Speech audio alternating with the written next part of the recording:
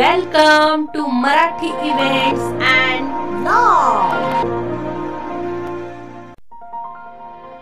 भारताच्या सुरुवातीला काश्मीर सारखा सुंदर स्वर्ग आहे, तर दक्षिणेला कन्याकुमारी हे भारताचे शेवटचे ठिकाण आहे. तामिळनाडू राज्यातील कन्याकुमारी जिल्हा आहे. रामेश्वरम पासून कन्याकुमारी 300 किलोमीटर अंतरावरती आहे, तर त्रिवेंद्रम पासून कन्याकुमारी 90 किलोमीटर अंतरावरती आहे. कन्याकुमारीला येण्यासाठी सगळ्यात सोयीस्कर असलेला पर्याय म्हणजे रेल्वे. भारताच्या महत्त्वाच्या शहरांमधून कन्याकुमारीसाठी थेट रेल्वे आहेत. पण जर आपण कन्याकुमारीपर्यंत रेल्वेने पोहोचू शकलो नाही, तर त्याजवळील रेल्वे स्टेशन म्हणजे नागरकोविल जंक्शन. या रेल्वे स्टेशनला उतरून इथून आपण कन्याकुमारीला पोहोचू शकतो. नागरकोविल पासून कन्याकुमारी हे 17 किलोमीटर अंतरावरती आहे. इथे थेट बसने देखील आपण येऊ शकतो. त्रिवेंद्रम, मदुराई, रामेश्वरम, चेन्नई, त्रिपल्ली सारख्या मोठ्या शहरांमधून आपण बसने पोहोचू शकतो. जर फ्लाईटने कन्याकुमारीला यायचे असेल तर त्रिवेंद्रम एअरपोर्टला उतरून बसने आपण कन्याकुमारीला पोहोचू शकतो. रेल्वे स्टेशनच्या बाहेरच राहण्यासाठी आपल्याला भरपूर लॉज, हॉटेल्स मिळून जातात. कन्याकुमारीला आल्यानंतर पहिल्यांदा आपण आलेलो आहोत भगवती अम्मा टेम्पलमध्ये, म्हणजेच कुमारी माता टेम्पल. कृष्णाची बहीण मानल्या जाणाऱ्या कन्याकुमारी या देवीवरून या ठिकाणाचे नाव पडले आहे. एका हिंदू पौराणिक कथेनुसार पार्वतीचा अवतार असलेल्या कन्यादेवीचा विवाह शिवशंकरांशी होणार होता, पण ते त्यांच्या लग्नाच्या दिवशी येण्यात अयशस्वी ठरले. लग्नाच्या मेजवानीसाठी तांदूळ आणि इतर धान्य न शिजवलेले आणि न वापरलेले राहिले. कालांतराने न शिजलेले धान्य दगडात बदलले. काहींचा असा विश्वास आहे की आज किनाऱ्यावर असलेले छोटे दगड जे तांदळासारखे दिसत आहेत, ते खरोखरच लग्नाचे धान्य आहेत, जे कधीही समारंभात नव्हते. कन्यादेवी आता कुमारी देवी मानली जाते. तिचे कन्याकुमारी मधील मंदिर हे एक शक्तिपीठ आहे.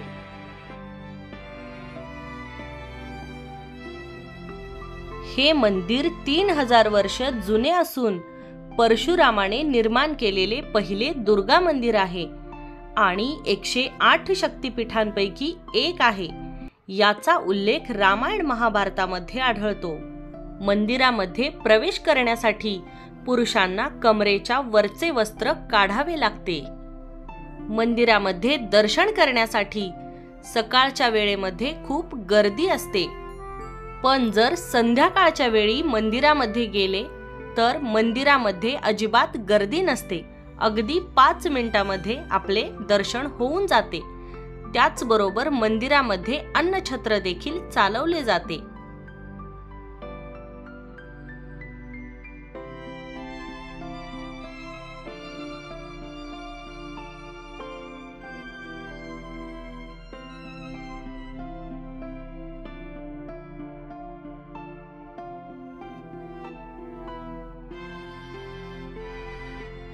दूरवर पसरलेल्या समुद्राच्या अफाट लाटांमध्ये येथील सूर्योदय आणि सूर्यास्ताचे दृश्य अतिशय मनमोहक असते.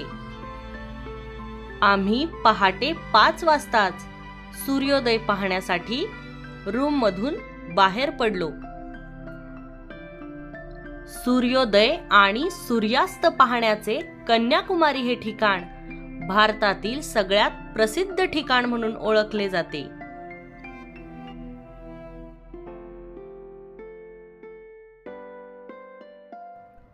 सूर्योदय पाहण्यासाठी या ठिकाणी तुम्हाला खूप लवकर यावे लागते, कारण पहाटे 4 वाजल्यापासूनच या ठिकाणी पर्यटकांची गर्दी व्हायला सुरुवात होते. या ठिकाणी पर्यटकांची अफाट गर्दी तर असतेच, पण त्याबरोबर खूप जोराचा थंडगार वारा देखील सुटलेला असतो. आणि पहाटेपासून या थंडीमध्ये उभे राहून सूर्योदयाच्या मनमोहक दृश्याचे पर्यटक प्रकर्षाने वाट बघू लागतात. दूरवर पसरलेल्या समुद्राच्या अफाट लाटा, समुद्र किनाऱ्यावर पसरलेली रंगीबेरंगी वाळू त्याच्या सौंदर्यात आणखी भर घालते. जर तुम्ही कन्याकुमारीबद्दल इतकं काही जाणून घेतल्यानंतर तिथे जाण्याचा निर्णय घेतला असेल तर तुम्हाला तिथल्या काही खास पर्यटन स्थळांची माहिती असलीच पाहिजे, ज्यामुळे तुमची कन्याकुमारीची सहल कायमची आठवणीत राहील. ज्या क्षणाची पर्यटक आतुरतेने वाट बघत असतात ते सूर्यनारायण भगवंतांचे दर्शन आपल्याला झालेले आहे. हे मनमोहक दृश्य डोळ्यांमध्ये साठवून आम्ही निघालो कन्याकुमारी बीचवरती.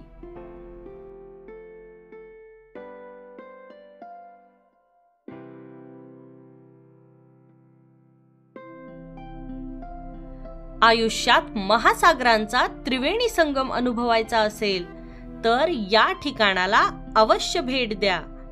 तामिळनाडूच्या दक्षिण किनाऱ्यावर वसलेली कन्याकुमारी हिंद महासागर, बंगालचा उपसागर आणि अरबी समुद्र यांचा त्रिवेणी संगम आहे. भारतातील पर्यटन स्थळांच्या यादीत या ठिकाणाचे वेगळे महत्त्व आहे. या किनाऱ्यावरती आपल्याला महासागरांचा त्रिवेणी संगम पाहायला मिळतो. तीनही समुद्राच्या पाण्याच्या रंगांमध्ये आपल्याला इथे फरक जाणवतो.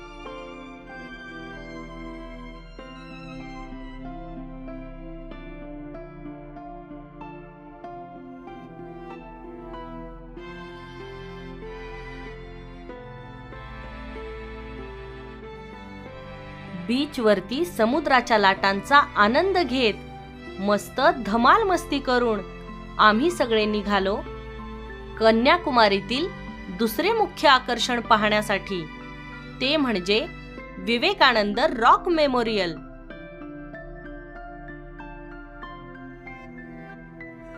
विवेकानंद रॉक मेमोरियल पर्यंत पोहोचण्यासाठी आपल्याला फेरीतून जावे लागते. फेरीमध्ये जाण्यासाठी आधी भल्या मोठ्या रांगेमध्ये उभे राहून जवळपास 1 तासानंतर आपल्याला फेरी मिळते. त्यामधून जाण्यासाठी प्रत्येकी 75 रुपये तिकीट आकारले जाते. कन्याकुमारी रेल्वे स्टेशन पासून जवळच फेरीसाठी आपल्याला रांग दिसून येते.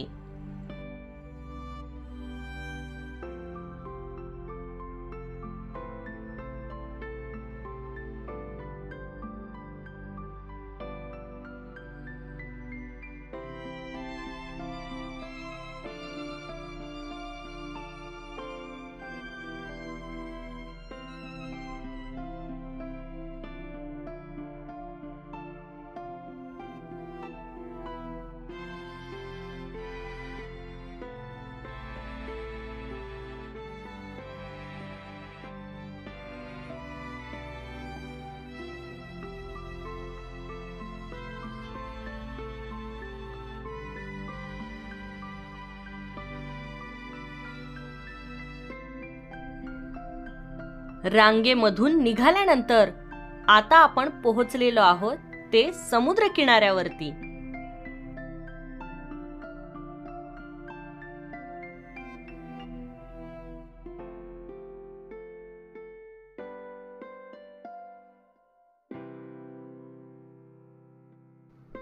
फेरीमध्ये बसण्याआधी आपल्याला सेफ्टीसाठी अशी लाईफ जॅकेट्स दिली जातात आणि जेव्हा या बॉक्समधील लाईफ जॅकेट संपतात तेव्हा फेरी चालू होते.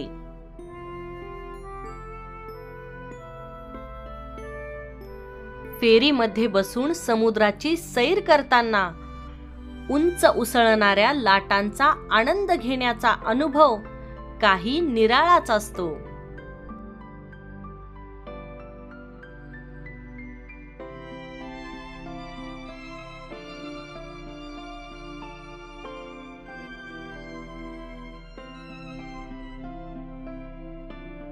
समुद्राच्या उंच उसळणाऱ्या लाटांचा आवाज, अतिशय सुंदर आणि मनमोहक वातावरण फेरीतील मजा मस्ती आणि देवाचे नामस्मरण करत आम्ही पोहोचलो विवेकानंद रॉक मेमोरियल या ठिकाणी।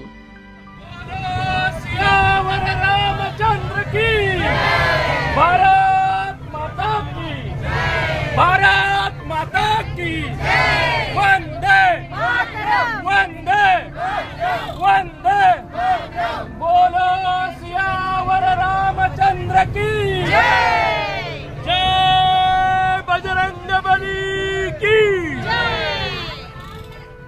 फेरीमधून विवेकानंद रॉक मेमोरियल मध्ये पोहोचण्यासाठी आपल्याला अगदी 5 ते 10 मिनिटे लागतात। समुद्र किनाऱ्यापासून अगदी 500 मीटर अंतरावरती हा मोठा खडक आहे आणि या खडकावरतीच रॉक मेमोरियल आणि कन्याकुमारी मातेचे पद्म आपल्याला पाहायला मिळतात। असं म्हटलं जातं की भगवान शिवांनी असुर वाणासुराला वरदान दिले होते की त्याचा वध कुवारी कन्येच्या हातून होईल। प्राचीन काळात भारतावरती शासन करणारे राजा भरत यांना 8 मुली आणि 1 मुलगा होता। त्यांनी आपले राज्य 9 हिस्सांमध्ये बरोबर वाटून मुलांना दिले होते आणि दक्षिणेकडील हिस्सा कुमारीला मिळाला। कुमारी मोठी शिवभक्त होती आणि तिची भगवान शिवांसोबत विवाह करण्याची इच्छा होती। पण नारद मुनींना वाटत होते की वाणासुराचा वध कुमारीच्या हातून व्हायला हवा, त्यामुळे भगवान शंकरांचा आणि कुमारी मातेचा विवाह होऊ शकला नाही। भगवंतांना प्राप्त करण्यासाठी कुमारी मातेने याच खडकावरती तपश्चर्या केली होती आणि या ठिकाणी त्यामुळेच कुमारी मातेचे पद्म मंदिर देखील आपल्याला पाहायला मिळते। कुमारी माता ही शक्ती देवीचा अवतार असल्यामुळे तिने वाणासुराचा वध केला आणि शक्तीपीठ म्हणून कन्याकुमारी येथे स्थापन झाली। या खडकावरती आपल्याला कन्याकुमारी मातेचे पायाचे ठसे असलेले मंदिर पाहायला मिळते।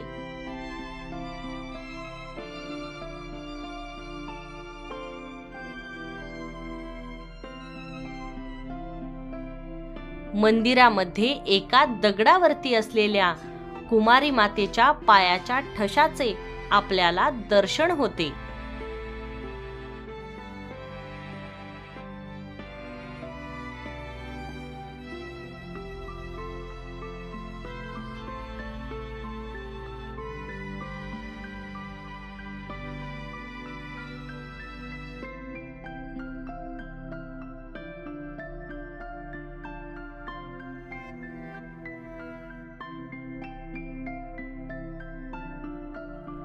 कुमारी मातेच्या मंदिरासमोरच आपल्याला विवेकानंद रॉक मेमोरियल पाहायला मिळते। शिकागोला जाण्याआधी स्वामी विवेकानंदांनी कन्याकुमारीचा दौरा केला होता आणि या खडकावर येऊन 2 दिवस ध्यान केले होते। विवेकानंद रॉक मेमोरियल हे भारतातील एक लोकप्रिय पर्यटन स्मारक आहे। मुख्य भूमीच्या पूर्वेस सुमारे 500 मीटर म्हणजे 1600 फूट अंतरावर लॅकॅड्यू समुद्रातील 2 खडकांपैकी एका खडकावर हे स्मारक उभे आहे। हे इसवी सन 1970 मध्ये स्वामी विवेकानंदांच्या स्मरणार्थ बांधले गेले होते, ज्यांना खडकावर ज्ञान प्राप्त झाले होते। या मेमोरियलचे एक धार्मिक आणि आध्यात्मिक महत्त्व आहे। धार्मिक महत्त्व असे आहे की येथे देवी कन्याकुमारीचे पायाचे निशाण देखील आहे।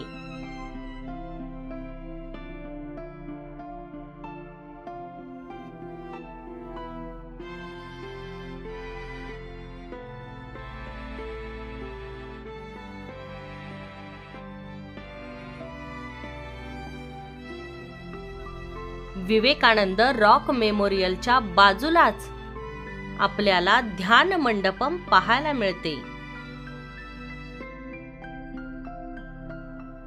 अभ्यागतांना ध्यान करण्यासाठी एक ध्यान मंडप देखील स्मारकाशी संलग्न आहे।